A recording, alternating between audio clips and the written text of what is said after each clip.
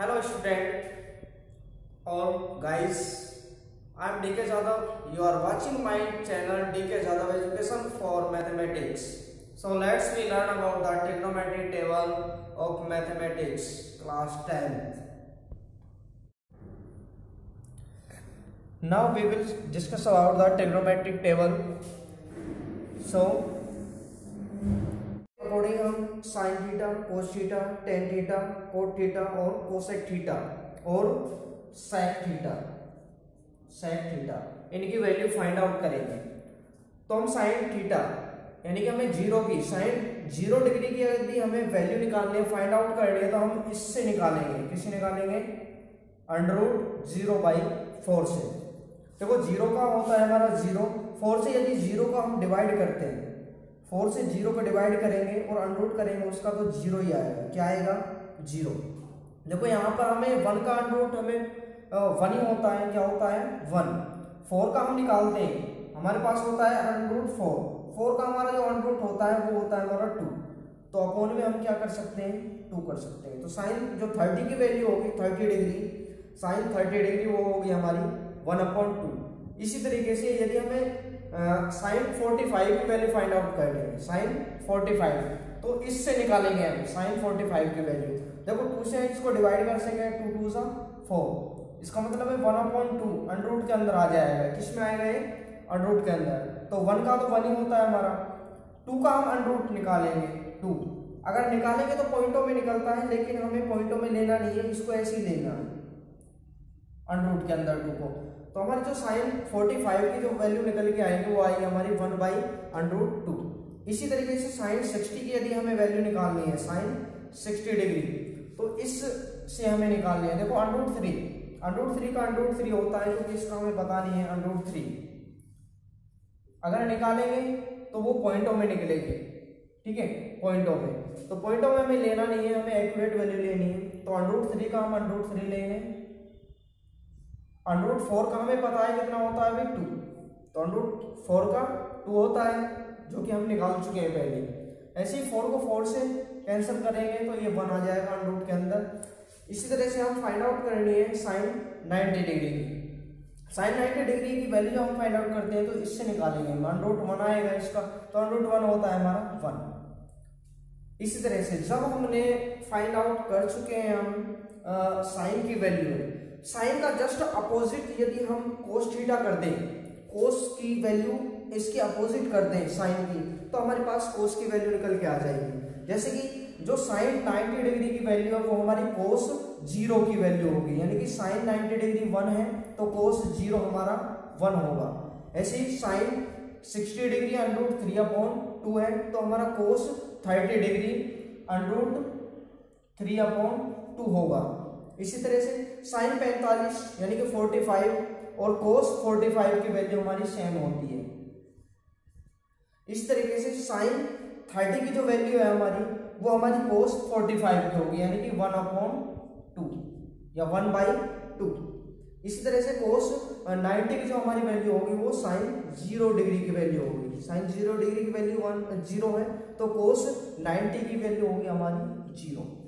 देखो फ्रेंड्स, हमने अब यहाँ पर साइन और कोस की वैल्यू निकाल चुके हैं। इसी तरह से हमारा साइन, इसके बाद हमारा टेन थीटा। टेन थीटा होता है हमारा, टेन थीटा हम निकालते हैं साइन थीटा अपॉन में कोस थीटा। अब हमें यहाँ पर टेन थीटा यानी कि टेन 0 की वैल्यू निकालनी है। किसकी निकालनी है? टेन 0 की वैल्यू। तो हम 0 की वैल्यू लिखेंगे तो साइन 0 यहाँ पुट करेंगे और कोस 0 यहाँ पुट करेंगे, तो हमारी टेन 0 की वैल्यू आ जाएगी। देखो साइन 0 की वैल्यू क्या है? 0, और कोस 0 की वैल्यू है 1। तो 1 से 0 को जब डिवाइड करेंगे तो टेन 0 की वैल्यू कितनी आ जाएगी? 0। इसी तरह से साइन 30, हमें टेन 30 की वैल्यू निकालनी है। टेन 30 की वैल्यू निकालनी है यहाँ पर, तो हम टेन 30 की वैल्यू यहाँ पर निकालेंगे तो साइन 30 और कोस 30 यहाँ पुट अप करेंगे, तो साइन 30 की वैल्यू हमारी 1/2 है, 1/2। और इसके अपॉन में हम करेंगे √3/2। ठीक है, इसको जस्ट जैसे ऊपर लेके आएंगे, न्यूमरेटर को डिनोमिनेटर में चेंज करेंगे तो 1/2 मल्टीप्लाई, ये 2 हमारा न्यूमरेटर में चला जाएगा। 2/√3 हमारा रह जाएगा। 2 से 2 हम कैंसिल कर देंगे। यहाँ पर हम कैंसिल इसलिए कर रहे हैं क्योंकि ये मल्टीप्लाई में है। अगर ये ऐड और सब्ट्रैक्ट होता तो हम इसको कैंसिल नहीं करते। हमारा रह गया अब यहाँ पर जो हमारा शेष बचा है 1/√3। तो जो tan 30 की वैल्यू आएगी वो हमारी आएगी 1/√3। इस तरह से हम tan 45 की वैल्यू निकालनी है। किसकी निकालनी है? tan 45। तो हम tan 45 की जब वैल्यू निकालेंगे तो sin 45 और cos 45 की वैल्यू यहाँ पुटअप करेंगे। देखो दोस्तों, यहाँ पर sin 45 और cos 45 की वैल्यू सेम है, तो इन दोनों को आपस में हम कैंसिल कर सकते हैं। तो हमारे पास क्या रह जाएगा?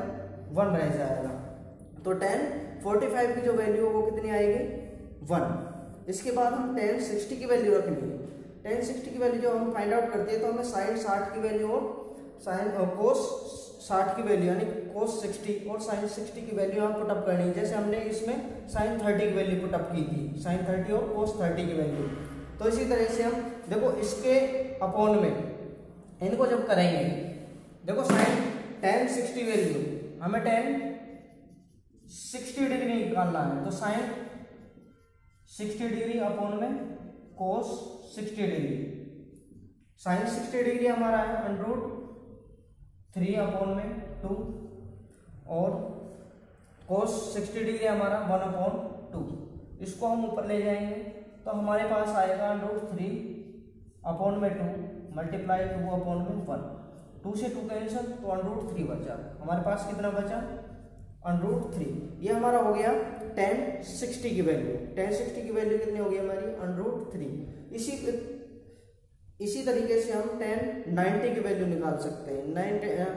tan 90 की जो वैल्यू है, देखो इसमें 1/0 यानी कि sin थीटा और cos थीटा यानी कि sin 90 की वैल्यू और cos 90 डिग्री की वैल्यू जो होती है उन्हें हम रख देंगे इसी तरीके से sin 90/में cos 90। तो 1/0 जहां पर भी गाइस 1/0 आता है तो वो हमारा इनफाइनाइट होता है, मीन्स अपरिभाषित।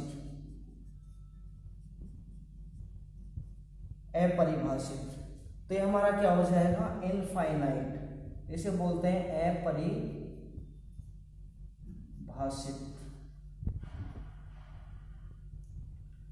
ठीक है फ्रेंड्स, इसी तरीके से हम कोट की वैल्यू हमें फाइंड आउट करनी है। जिस तरह से हमने साइन का रिवर्स कोस की वैल्यू जो फाइंड आउट की थी, साइन का रिवर्स किया था, उल्टा किया था, ऐसे ही tan का हम रिवर्स करेंगे। जो हमारी tan 90 की वैल्यू वो हमारी कोट 0 की वैल्यू होगी, मीन्स इनफाइनाइट। और कोट जो 30 की वैल्यू होगी वो हमारी tan 60 की वैल्यू होगी √3। tan 45 और कोट 45 की वैल्यू हमारी 1 होगी, सेम है दोनों। इसी तरीके से कोट 60 की वैल्यू हम निकालेंगे तो जो हमारी tan 30 की वैल्यू है 1/√3 वो होगी हमारी, क्योंकि इसके हम अपोजिट ले रहे हैं। इसी तरीके से कोट 90 की जो वैल्यू होगी वो tan 0 की वैल्यू होगी। tan 0 की वैल्यू हमारी 0, तो कोट 90 की वैल्यू भी हमारी 0 होगी।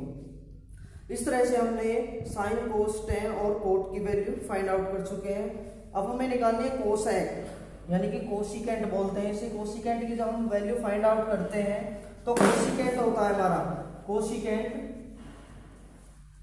होता है 1/sin थीटा। क्या होता है हमारा?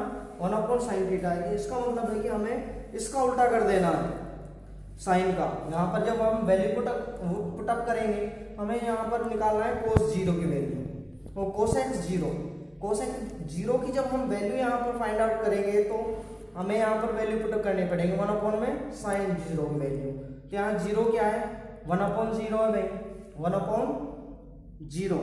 तो 1/0 तो जहाँ पर 0 आ जाता है वो क्या हो जाता है हमारा? इनफाइनाइट हो जाता है। क्या हो जाता है? इनफाइनाइट। इस तरीके से हमें कोसेक 30 की वैल्यू निकालनी है। कोसेक 30 की वैल्यू जब इसको यानी कि 1 के अपॉन में हम 1/2 करेंगे तो ये हमारा ऊपर चला जाएगा, तो ये हमारा 2/1। तो इसका मतलब हमारे पास 2 आएगी वैल्यू। क्या आएगी हमारे पास? 2। इसके बाद हमें कोसेक 45 की वैल्यू फाइंड आउट करनी है, तो इसका उल्टा कर देना यानी कि इनको ऊपर नीचे कर देना। न्यूमरेटर में है जो उसको डिनोमिनेटर में और जो डिनोमिनेटर में उसको न्यूमरेटर में, यानी कि न्यूमरेटर में हमारा 1 है और डेनोमिनेटर में हमारा 2 है, तो 2 हमारा न्यूमरेटर √2 हमारा न्यूमरेटर में चला जाएगा, और 1 अपॉन में रखो या मत रखो, ये इसकी कोई वैल्यू नहीं होती। इसी तरीके से कोशिकेंट 60 की वैल्यू जब हम फाइंड आउट करेंगे तो इनको भी हम उल्टा करना, जो न्यूमरेटर में वो डेनोमिनेटर में, और जो डेनोमिनेटर में वो न्यूमरेटर में चला जाएगा। इसका मतलब है 2 अपॉन √3 या 2/√3 हो जाएगा। इसके बाद हमें कोसेक 90 डिग्री की वैल्यू निकालनी है, तो 1/1, इसका मतलब है हमारे पास 1 ही है। अब हमारे पास आता है सेक थीटा। देखो कोसेक हमने वैल्यू फाइंड आउट कर ली, अब फाइंड आउट कर लिया हमें सेक थीटा की वैल्यू। सेक 0 का मान, सेक थीटा होता है हमारा 1/cos थीटा, यानी क्या था, हमें इफ वी फाइंड आउट करते हैं कि यदि हम सेक 0 की वैल्यू, तो हमें कोस का उल्टा करना पड़ेगा। क्या करना पड़ेगा, कोस का, जो न्यूमरेटर है उसे डेनोमिनेटर में, और जो डेनोमिनेटर है उसे न्यूमरेटर में चेंज करना पड़ेगा। तो 1/cos 0 की वैल्यू रखनी है भाई, तो यहाँ 1 है, तो हमारा क्या आ जाएगा, सेक थीटा हमारा 1, सेक 0 की वैल्यू। सेक 30 की हमें फाइंड आउट करनी है, तो सेक 30 की जब हम वैल्यू फाइंड आउट करेंगे तो कोस का उल्टा करेंगे, यहाँ न्यूमरेटर को डेनोमिनेटर में, डेनोमिनेटर को न्यूमरेटर में, तो 2 अपॉन में √3 या 2/√3 लिख सकते हैं। इसको भी हम रिवर्स करेंगे, √2 निकल के आएगा हमारे पास, कोस थीटा की जो वैल्यू है उसको हम रिवर्स कर देंगे, जो न्यूमरेटर में उसे डेनोमिनेटर में, और जो डेनोमिनेटर में उसे न्यूमरेटर में। इसी तरह से हम इसको करेंगे तो 2 आ जाएगा हमारे पास, और इसको करेंगे तो इनफाइनाइट आएगा। तो इस तरह से हम पूरी टेबल इस तरह से हम लर्न कर सकते हैं। अगर हम इनको इमिटेट करते हैं, नकल करते हैं, इसकी यदि हम रखते हैं तो हमें नहीं याद होगी। तो इस तरह से हम आराम से याद कर सकते हैं इजीली वे में। ये हमारा फॉर्मूला है जिसके अकॉर्डिंग हम साइन थीटा की वैल्यू निकालते हैं। साइन की अगर हमारे पास आ जाती है वैल्यू, तो साइन के बाद हम कोस का इसका निकाल सकते हैं, टेन का, कोट का, कोसेक का और सेक थीटा।